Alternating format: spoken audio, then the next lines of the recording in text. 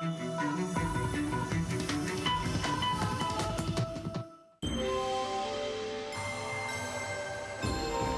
soir, à Découverte, Tangat, une aventure dans le Grand Nord québécois. Nous suivons une expédition de scientifiques qui étudie les paysages spectaculaires des plus hautes montagnes du Québec.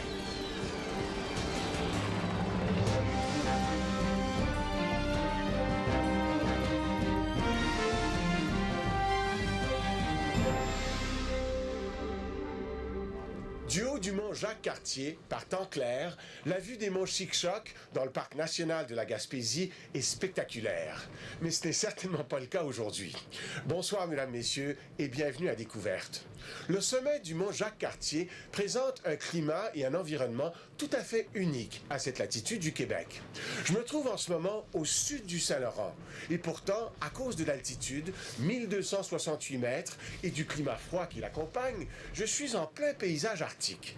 Tout y est, sommets dénudés, sols polygonaux formés par le gel, végétation rabougrie et même de magnifiques petites fleurs arctiques alpines. On a aussi installé des tas de pierres ici et là pour marquer le sentier. Cette terre de toundra héberge la seule harde de caribous montagnards du sud du Québec, véritable vestige de la fin de l'ère glaciaire. Les scientifiques connaissent bien ce territoire pour l'avoir étudié pendant des décennies. Mais plus au nord, dans ce même climat arctique, à l'extrémité septentrionale du Québec, on peut découvrir un autre paysage de montagne, moins connu. C'est celui des monts Tangat, qui héberge aussi une population de caribous montagnards. Le gouvernement du Québec voudrait en faire un parc national. À cette fin, des scientifiques se sont rendus dans ce territoire arctique pour l'étudier et en répertorier les richesses. Ma collègue Sophie Malavoie les a accompagnés. Leur expédition nous révèle la beauté du Grand Nord québécois dans toute sa splendeur. «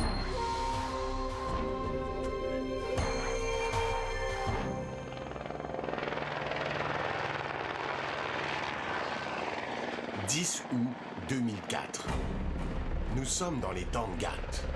Des chercheurs arrivent à leur camp de base, en amont de la rivière Coroc, au nord du Québec, à quelques kilomètres seulement du Labrador. Tous passeront les prochains jours à étudier ce territoire où peu de gens ont eu l'occasion d'aller. Un paysage à couper le souffle. Des fjords exceptionnels. Des sommets parmi les plus élevés de l'est du continent. Un environnement spectaculaire, mais fragile, comme tout ce qui se trouve au nord, très au nord. Le gouvernement du Québec et les dirigeants inuits ont décidé d'en faire un parc national. Celui-ci devrait englober tout le bassin hydrographique de la rivière Coroc, de la frontière du Labrador à l'est jusqu'à la baie d'Ungava à l'ouest. Plus de 4000 km de terre sauvage seront ainsi sauvegardés. Des terres encore peu connues que ces chercheurs viennent étudier. Ça fait 2 étés de suite qu'on fait ça. C'est d'abord une revue de littérature. Maintenant, il faut aller sur le terrain pour confirmer cette littérature-là. Et puis, on va soumettre un très gros rapport sur donc l'état des connaissances du territoire ici au gouvernement du Québec.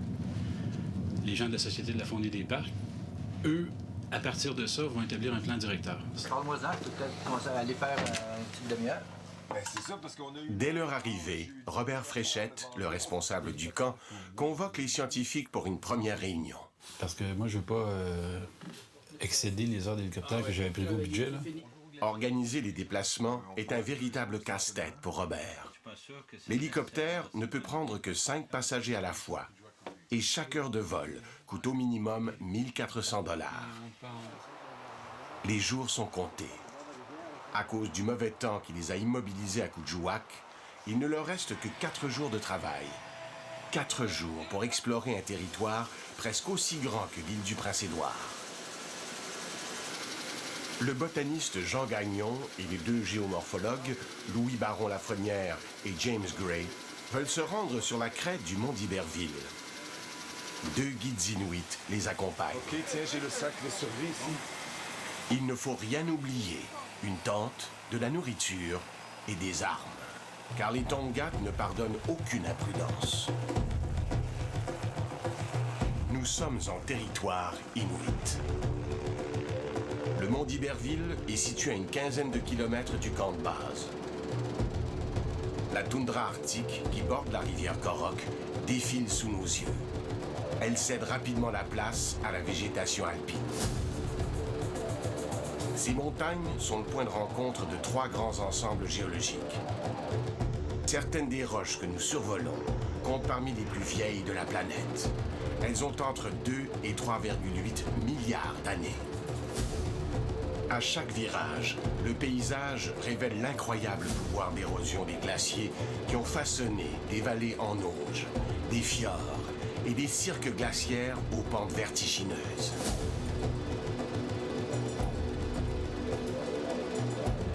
Et puis soudain, l'arête rocheuse du mont d'Iberville. À 1646 mètres, il s'agit du plus haut sommet du Québec, le 2e plus élevé à l'est de l'Amérique du Nord, après le mont Washington. Frontière politique, cette crête sépare le Québec du Labrador. Surprise, les chercheurs ne sont pas seuls sur le plateau perché tout près du sommet. Les alpinistes sont en train d'escalader le pic du mont d'Iberville. Une ascension dangereuse. L'été dernier, 2 Ontariens ont disparu ici. Vite ensevelis sous la neige, leurs corps n'ont été retrouvés que tout récemment. Mais le souvenir de cette tragédie n'empêche pas les chercheurs de se mettre au travail. Jean ramasse déjà ses premiers échantillons. Si j'en ai un vraiment intéressant.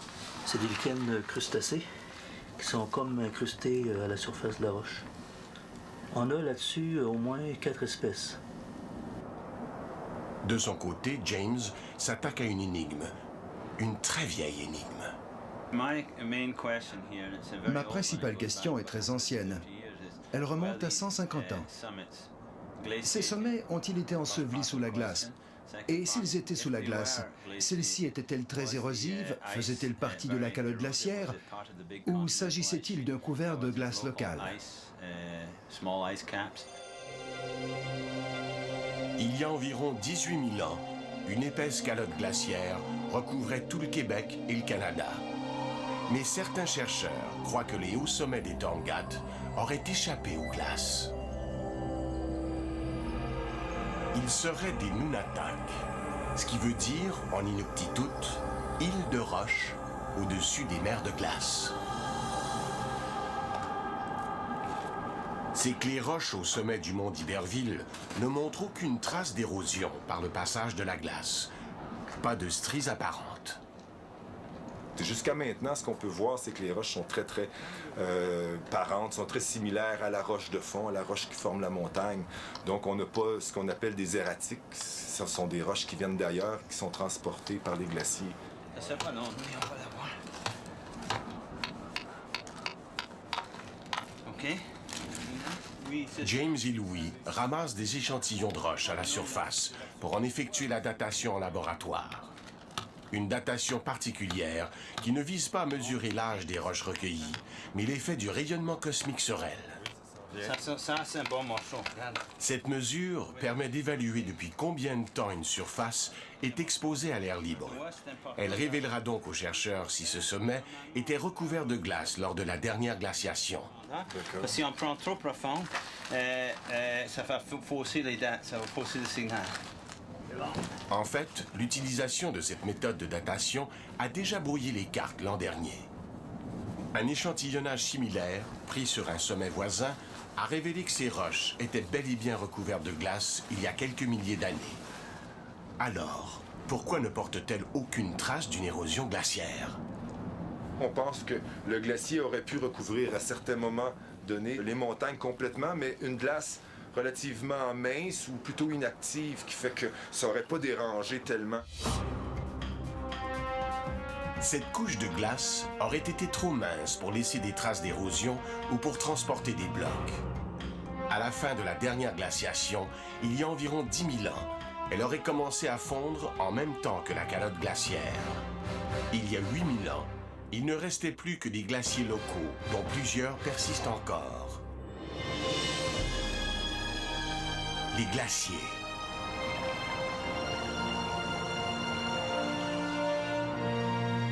Côté Labrador, ils sont nombreux, très nombreux.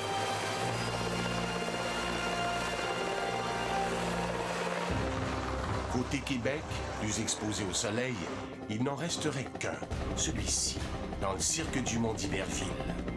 Ce glacier serait le seul glacier du Québec. Mais s'agit-il vraiment d'un glacier? En a-t-il toutes les caractéristiques? Un glacier de montagne est une accumulation de neige dans un cirque. Au fil des ans, la neige se transforme en glace permanente.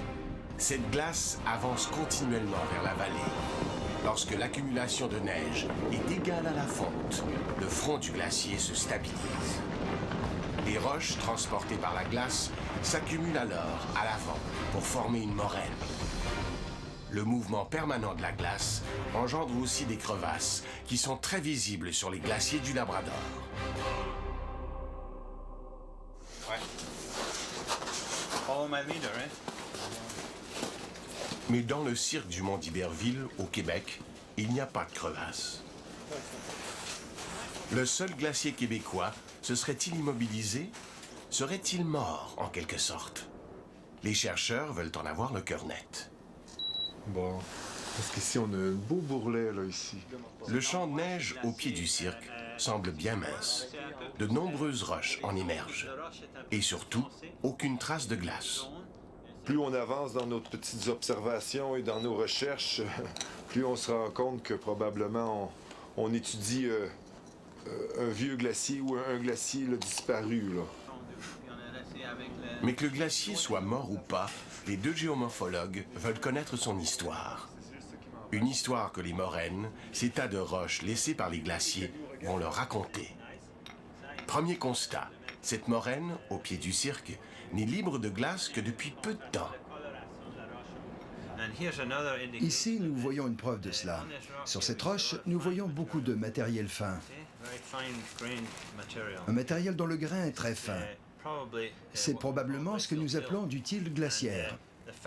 En fait, avec la pluie, ce matériel va finir par être lessivé pour se retrouver dans les interstices entre les roches. Il va disparaître. Mais le fait qu'il soit encore ici nous indique que la glace ne s'est retirée que très récemment. Pour dater le retrait de la glace, James et Louis consultent leurs collègues botanistes. Ça, c'est un lichen intéressant ici. Ah oui. Ah mon Dieu, oui, on voit ça bien. Hein? Les lichens sont des végétaux capables de pousser dans les milieux les plus extrêmes.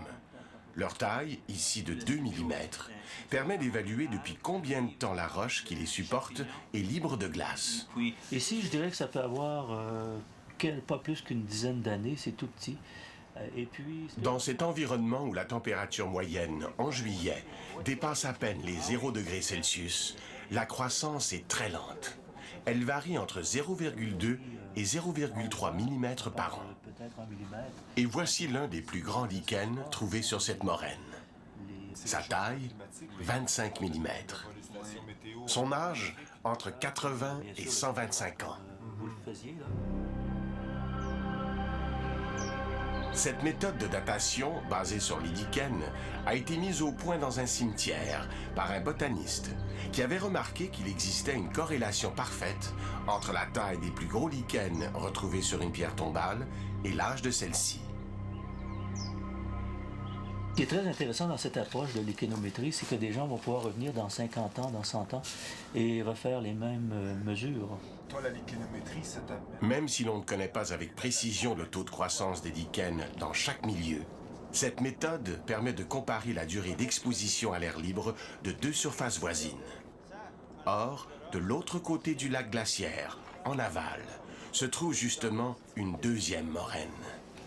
On pourra donc mesurer avec précision la vitesse de retrait du glacier entre les deux rives du lac. Mais l'autre moraine se trouve à une bonne demi-heure de marche. Ils n'auront pas le temps de s'y rendre aujourd'hui. Et puis si on fait les mesures sur cette surface, ça serait intéressant de savoir si on a des lichens plus grands que sur cette surface, parce que ça va suggérer une succession des événements dans le temps. Si ça a 1000 ans par rapport à ici qui peut avoir 100 ans, il va y avoir l'apparition d'autres espèces de lichens, mais aussi de mousse dans les anfractuosités des roches. La première journée de travail se termine. Jeudi, vendredi, samedi, là, il nous reste 3 jours encore. L'étude du cirque du Mont d'Iberville ne fait que commencer. Puis on va essayer de faire d'autres choses. Oui, pour les oui. autres. J'entends l'hélico qui s'en vient. Alors, come on now, we got to get there. L'hélico s'en vient. Come on.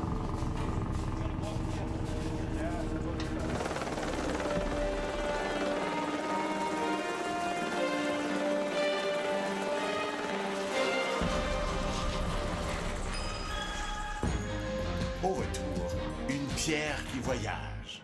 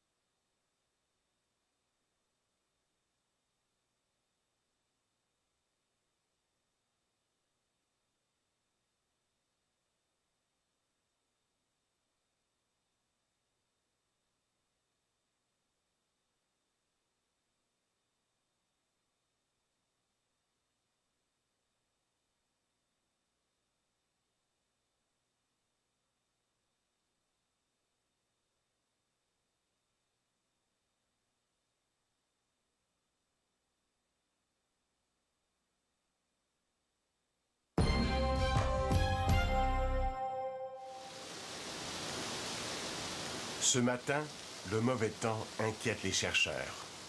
Aujourd'hui, à cause de la pluie puis de la brume là, qui semble se maintenir sur le sommet des montagnes, ça se peut qu'on soit obligé de rester au campement. Donc, ça va dépendre du pilote, c'est lui qui est le chef à bord. Dans les circonstances, chaque journée perdue est un désastre. Après un vol de reconnaissance avec le pilote, Robert les rassure. Enfin, ça vole à Rama, Ça vole à passe Rama? très bien. À Nagotfjord, ça passe très bien. Le site qui est dégagé. Il est dégagé, oui. Il y avait même un loup.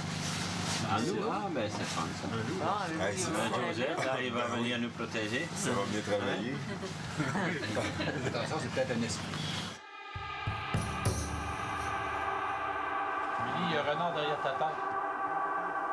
Amélie Langlais est archéologue. Épiée par un renard roux, elle se prépare à partir avec Claude Pinard, l'autre archéologue, pour la baie de Rama, au Labrador. Ils vont emmener avec eux Tivi Etok, un Inuit qui vivait dans la baie de Rama quand il était jeune. Cette baie ne fait pas partie du futur parc québécois, mais elle a joué un rôle important dans l'histoire du Nunavik. Tivi, c'est un homme qui a passé sa vie ici à naviguer sur la rivière Korok.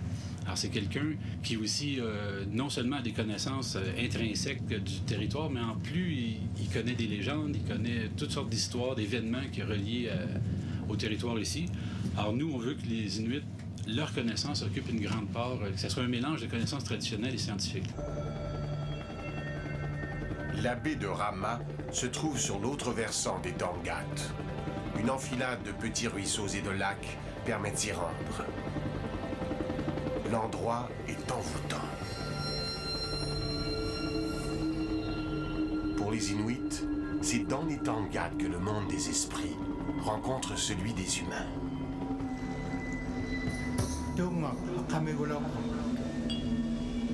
L'esprit Tongak vivait avec sa femme Suporgokswak dans les montagnes Dangat. Ils avaient un fils et une fille qu'ils adoraient. Mais un jour, les deux enfants tombèrent malades. Ils moururent. Fou de colère, Tongak devint alors un mauvais esprit qui hante encore les montagnes.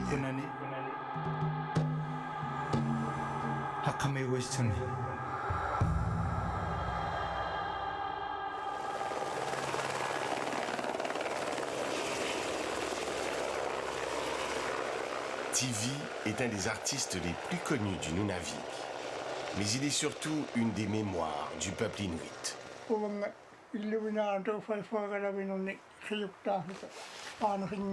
Tivi raconte ce que ses ancêtres lui ont appris. Il y a des endroits où il ne faut pas coucher. Si nous le faisons, les mauvais esprits vont venir gratter notre tente pour nous faire peur.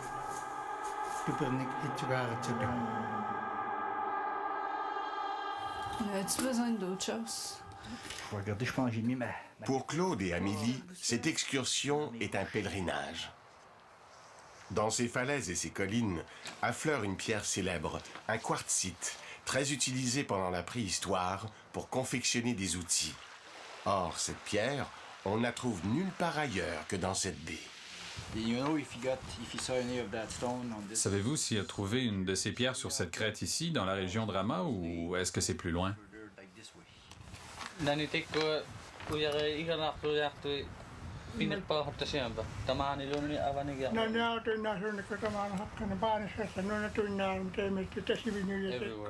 Partout, sur la colline, dans la colline, quand on marche, pas à un endroit précis, partout.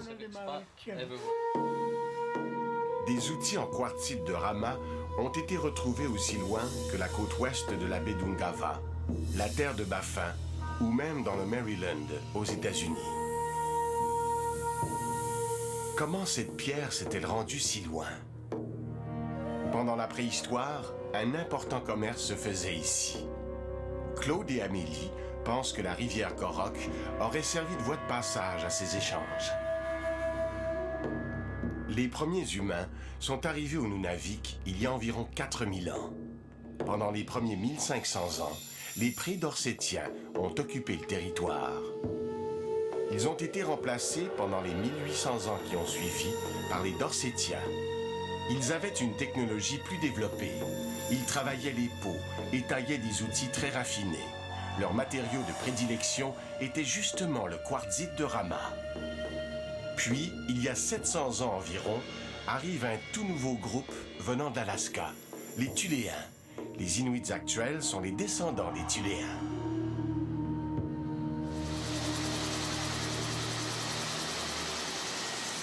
Jusqu'au siècle dernier, les peuples de l'Arctique étaient en grande partie nomades. Les archéologues doivent donc se rabattre sur les restes de campements, parfois très minces. Pour documenter l'occupation de la rivière Korok, Claude et Amélie doivent retrouver ces restes de campements. Ils doivent aussi revisiter divers sites notés par les rares personnes passées par là avant eux. Un site les intéresse particulièrement. En 1978, deux archéologues américains qui exploraient en canot la rivière Korok ont campé loin en aval du camp de base. À leur grande surprise, ils y ont trouvé des vestiges attribuables aux Dorsétiens. Pourront-ils aujourd'hui retrouver ce site?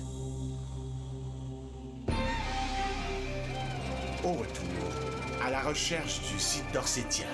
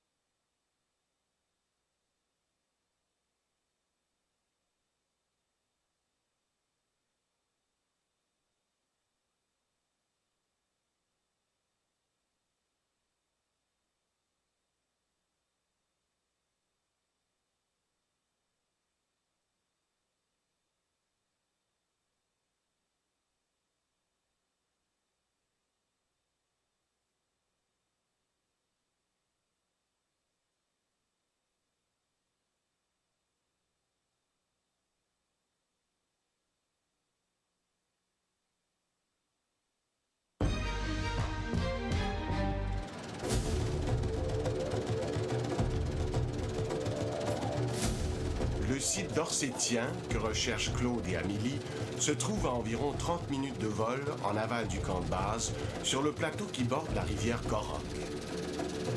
La recherche n'est pas facile et Christophe, le pilote, doit se poser pour regarder la carte. Les deux Américains, venus là en 1978, n'ont laissé qu'une brève description du site et ses coordonnées n'ont été prises qu'à la boussole. Un site semble enfin correspondre. Il s'agit d'une terrasse située à environ 30 mètres au-dessus d'une petite rivière qui se jette dans la Korok.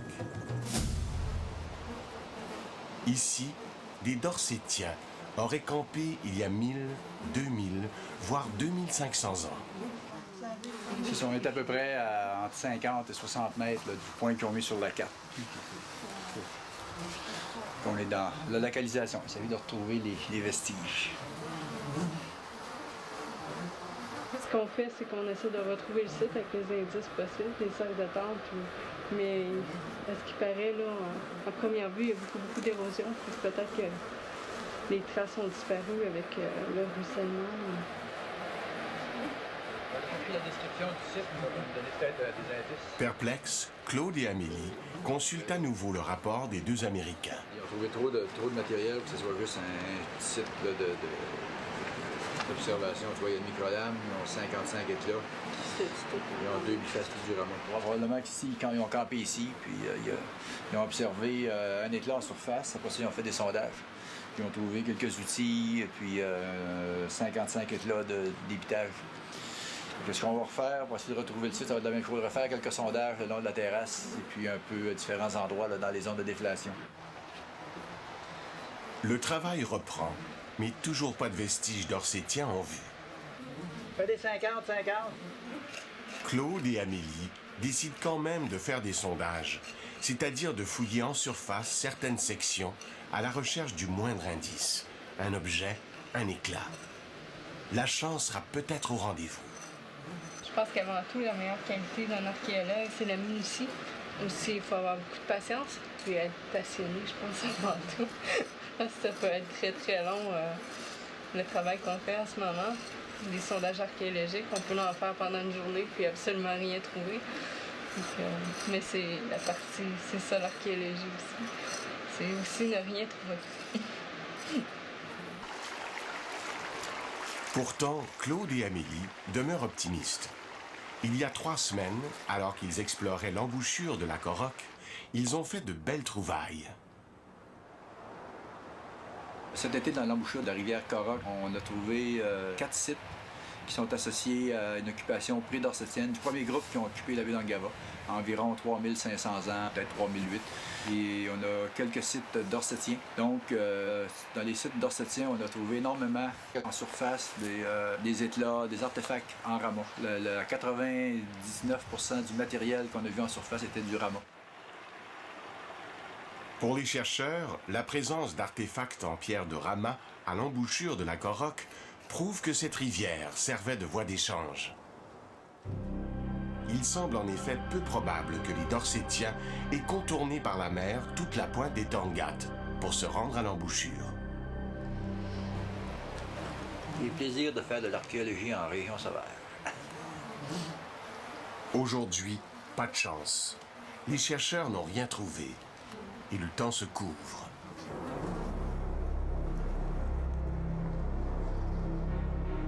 Il faut appeler l'hélicoptère avant qu'il ne soit incapable de passer.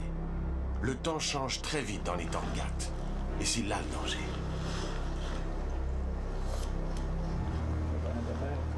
Pas de réponse. Avec cette météo contre eux, les croyants inuits semblent les rattraper. Il ne faut jamais déranger un nid de huard à gorge rousse. Sinon, le mauvais temps s'acharne sur nous. Leur est-il fait sans le savoir depuis leur arrivée dans les Tongat?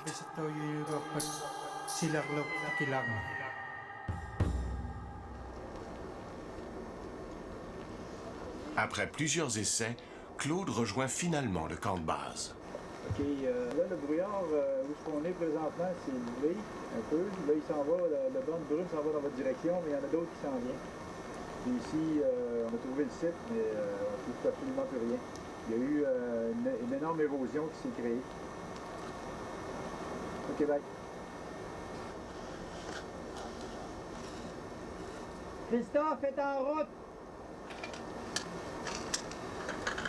Ici, on va aller au camp, puis après ça, on avisera si on va sur d'autres sites où Christophe va avoir aussi une meilleure idée de la température en s'en venant, là, si, qu'est-ce qu'il veut faire. Donc ici, mais, on a fait chou blanc. Une pluie abondante a sans doute lessivé ce site, qui avait pourtant réussi à garder des vestiges pendant au moins 1000 ans.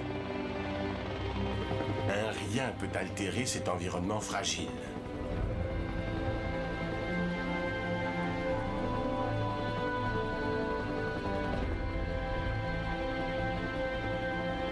Sur le chemin du retour, nous survolons par hasard le canot des 2 alpinistes morts l'année précédente. Il a été emporté par les crues avant de s'échouer là. Petit rappel à la prudence avant d'arriver au camp. Puis, une découverte inattendue. Nous survolons les vestiges d'un campement qui n'a encore été recensé par aucun archéologue. Il semble quelque chose associé. Ça ressemble à ça, en tout cas. 2 cercles de pierre intéressent particulièrement les chercheurs. Il faut s'arrêter. On est rendu à quoi, là? 26. Pour les archéologues, toute manifestation d'une occupation humaine, même mineure, est considérée comme un site archéologique. Elle doit absolument être recensée. Correct, 27. 27e site découvert. Là, j'ai pas le choix. Non, c'est ça. OK. Je pense que c'est... Le travail est fastidieux. Il faut mesurer, photographier, enregistrer les coordonnées et noter tous les détails pour pouvoir les redessiner une fois rentré au bureau. Petite cache sur le coin sud-ouest. Avec le rajouter sur le truc. Moi, je vais avoir plus de maringouin dans mon carnet que j'ai le note. Donne-moi 1 ou 2 lectures. Le site ici, selon l'élévation, mettrait le site à peu près dans la période historique, maximum une centaine d'années. C'est probablement d'une occupation fin de l'été, début de l'automne, à cause du soin qu'ils ont mis dans de faire des sacs de tente avec des pierres, on peut voir un peu plus grosses, des pierres superposées, ce qui aide à maintenir la tente dans des grands vents. Ces tentes étaient faites de peaux de caribou. D'après Claude, elles devaient loger au maximum 3 personnes. De plus, elles possédaient des caches de roche pour la nourriture. Aussi, la situation géographique du site dans une vallée qui est propice pour le caribou. Donc, qui indique parce que le caribou était surtout chassé à la fin de l'été, début de l'automne, où la fourrure est à son meilleur pour faire des vêtements. La viande, il y a beaucoup de gras. C'est la première fois qu'une équipe passe aussi longtemps sur la rivière. Quand on est arrivé, il y a 1 mois, à l'embouchure de la rivière, on avait à peu près 4 ou 5 sites connus. Nous sommes rendus maintenant juste sur l'embouchure et une partie de la rivière ici à 28 nouveaux sites qui n'avaient pas été identifiés. Au retour, la vraie nature du glacier.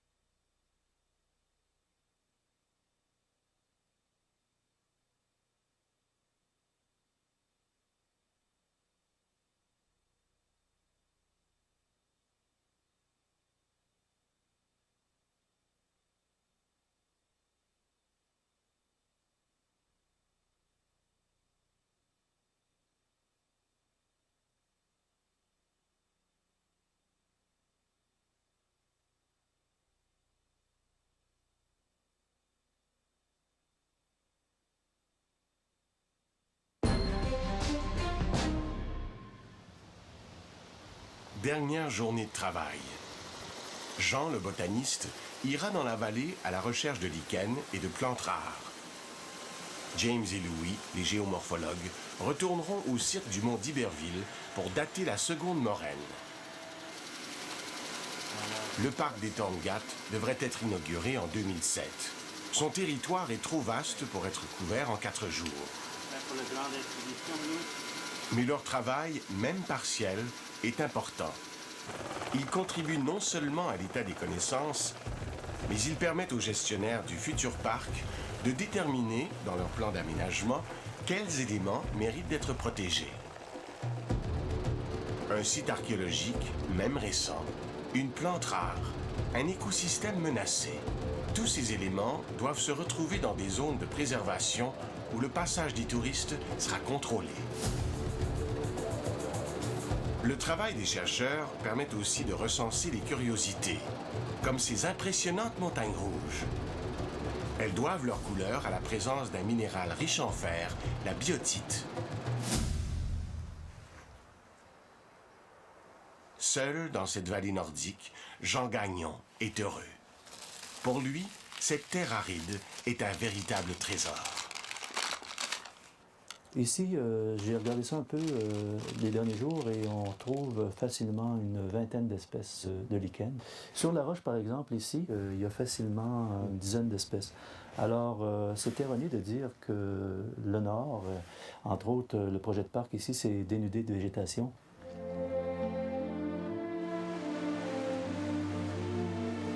Très peu de botanistes ont étudié cette région éloignée. Parmi ceux-ci, le botaniste Jacques Rousseau, venu sur la Coroque en 1951. Il y a récolté une cinquantaine d'espèces de plantes, dont quelques lichens et quelques mousses.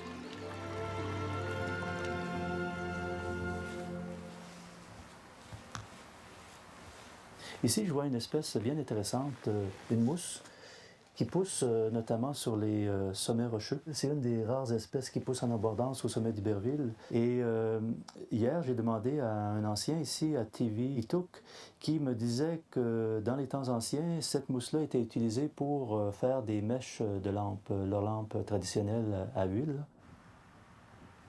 Cet écosystème est ancien, très ancien. Il remonte au retrait du glacier il y a 8000 ans. Le vent et la neige continuent de l'éroder et les caribous de le brouter. Les lichens sont à la base de leur alimentation. Ces caribous qui regardent Jean travailler sont des caribous montagnards, comme ceux qui fréquentent les sommets gaspésiens. Ils diffèrent des caribous migrateurs qui peuplent le nord québécois. Certains scientifiques pensent que ces deux types de caribous seraient génétiquement différents. Pour le vérifier, un programme de recherche est actuellement en cours avec la collaboration des Inuits qui ont accepté de fournir des échantillons provenant des bêtes abattues. Ignorant les caribous, Jean poursuit ses observations. Ici, je dirais que c'est un vrai jardin botanique pour moi parce que je vois un autre lichen que je recherchais. J'ai consulté la littérature pour voir les quelques mentions de lichens qu'il y avait ici. Et c'est un lichen qu'on trouve normalement dans la forêt boréale ici et vraiment à sa limite nord. Et une autre espèce que je trouve vraiment intéressante ici, c'est un Ochrolessia. Ça, c'est un lichen typique de l'Arctique. À part ça, on pourrait comparer le milieu ici à une forêt miniature. Je vois un petit saule, le saule herbacé. Et donc, on parle dans le sud du Québec de saules qui atteignent plusieurs dizaines de mètres de hauteur. Et ici, on a quelque chose qui atteint à peine quelques millimètres au sol.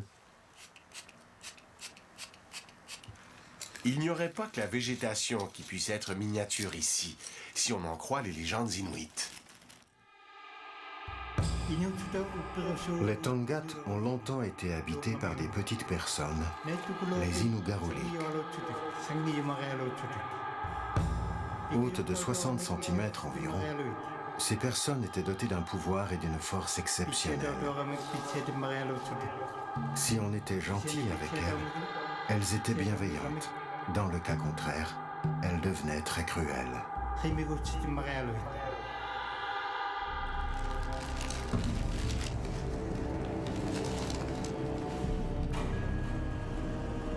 Inugarulik ou pas, Jean poursuit sa collecte d'échantillons. Nous le quittons pour rejoindre les géomorphologues déjà bien avancés dans leur travail.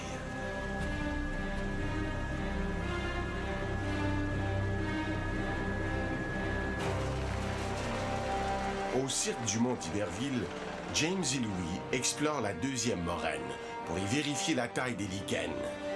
Pour atteindre cette moraine, il faut contourner le lac glaciaire dont l'eau étonne par sa limpidité. Un certain âge et aussi une certaine stabilité. Vous voyez, si je mesure ce lichen, j'obtiens un diamètre de 70 mm. Et il y en a plusieurs autres sur cette moraine qui font 70 mm et même plus.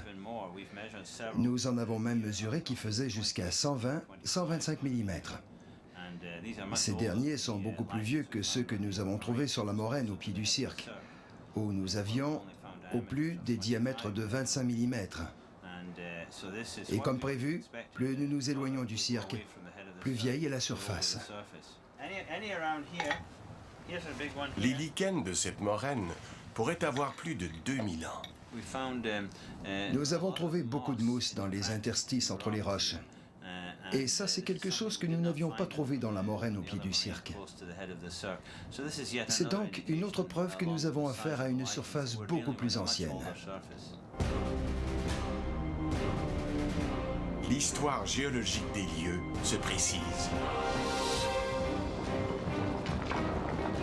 À la fin d'une petite glaciation, il y a entre 5000 et 2000 ans, le glacier se serait stabilisé assez longtemps pour déposer une première moraine. Puis, un réchauffement aurait fait fondre et reculer le front du glacier, formant un lac glaciaire. Plus tard, lors du petit âge glaciaire, il y a entre 500 et 150 ans, le glacier se serait stabilisé à nouveau pour former la seconde moraine, en amont du cirque.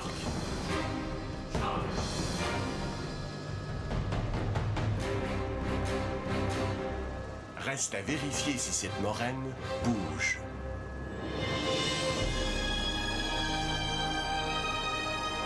Car aussi surprenant que cela puisse paraître, cet immense amas de roches pourrait être en mouvement sous la pression d'un noyau de glace enfoui en son centre. C'est bon, ça. Ils installent des repères d'arpentage qui permettront de mesurer les déplacements des roches s'il y en a.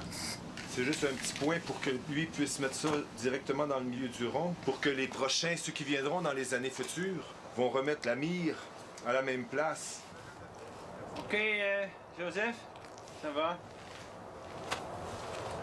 C'est lui, Jim, tu veux? Oui. Le gros, lui, là. Si les roches bougent, cela signifie que le glacier ne serait pas tout à fait mort. Tu vas voir le point. Il serait devenu un glacier rocheux, un résidu de glacier caché sous la roche. OK, ben là, tu veux qu'on aille sur la falaise? Oui, c'était peut-être prendre un point au milieu de la pente et puis ensuite monter vers la falaise, oui. Vue d'en haut, la moraine semble vraiment se jeter dans le lac.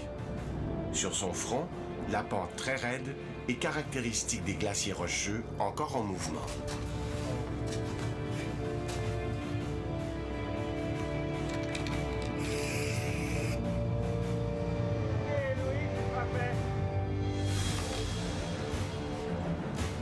L'arpentage terminé, les chercheurs quittent ces lieux pour la dernière fois cette année.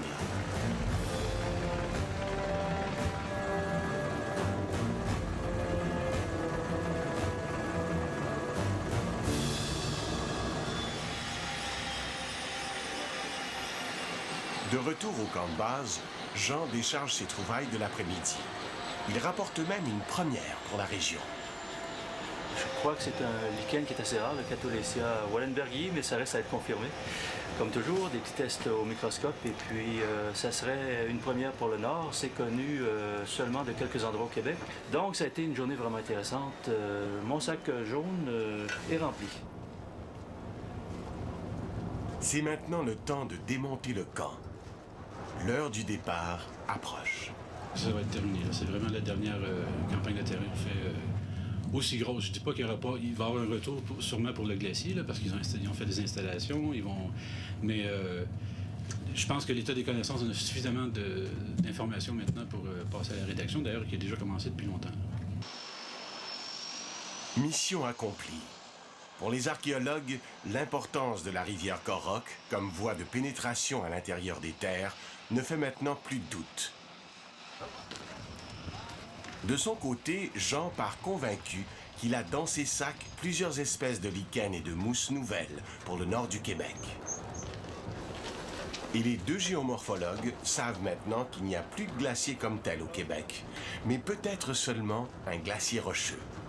Les kilos de roches qu'ils rapportent leur révéleront si ces belles montagnes ont été, oui ou non, des Nunatak pendant la dernière glaciation. La dernière grande campagne scientifique avant la création du parc est terminée.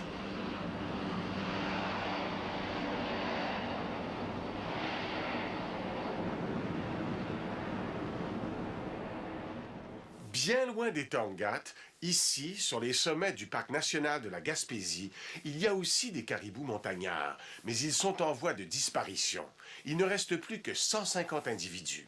Même si les adultes se reproduisent bien, le taux de natalité est très bon, les faons, eux, ont du mal à survivre au-delà de quelques mois.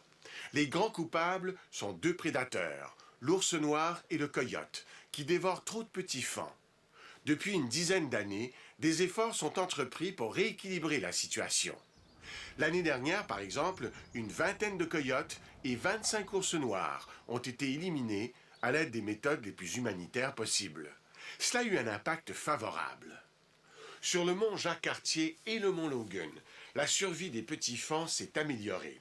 Par contre, sur le mont Albert, situé derrière moi, la situation est dramatique. C'est la raison pour laquelle, cet été, les efforts pour réduire le nombre de prédateurs se sont concentrés surtout dans la région du mont Albert, dans l'espoir de sauver les caribous de la Gaspésie, génétiquement différents des grandes hardes migratoires du Nord.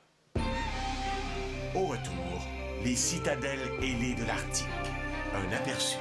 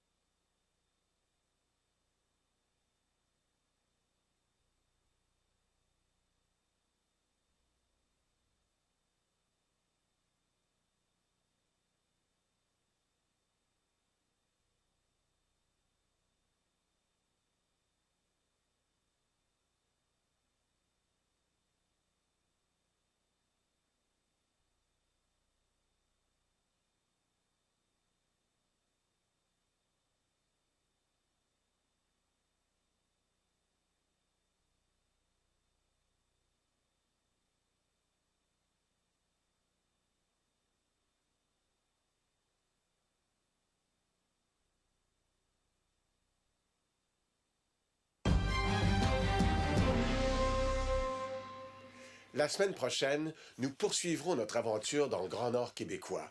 Nous nous rendrons dans le détroit d'Hudson, sur l'île de Digges. Tous les étés, lorsque l'île se libère enfin de l'emprise des glaces, des centaines de milliers de guillemots de brunique envahissent ces falaises pour nicher. Dimanche prochain, nous vous raconterons l'histoire de cette citadelle rocheuse et de ces oiseaux spectaculaires qui y mènent une lutte de chaque instant pour survivre. Agressifs, tenaces et résistants, les guillemots de brunique sont des oiseaux spectaculaires, peu connus du grand public. Sur les falaises, dans les airs, à la surface ou sous la mer, vous verrez des oiseaux engagés dans une lutte de tous les jours pour assurer leur reproduction. Et lorsqu'à la fin du cycle, l'oisillon s'élance enfin dans le vide, une aventure commence ou s'achève. Explorer la planète. Dimanche prochain, à Découverte, soyez des nôtres. D'ici là, passez une excellente semaine. Bonsoir.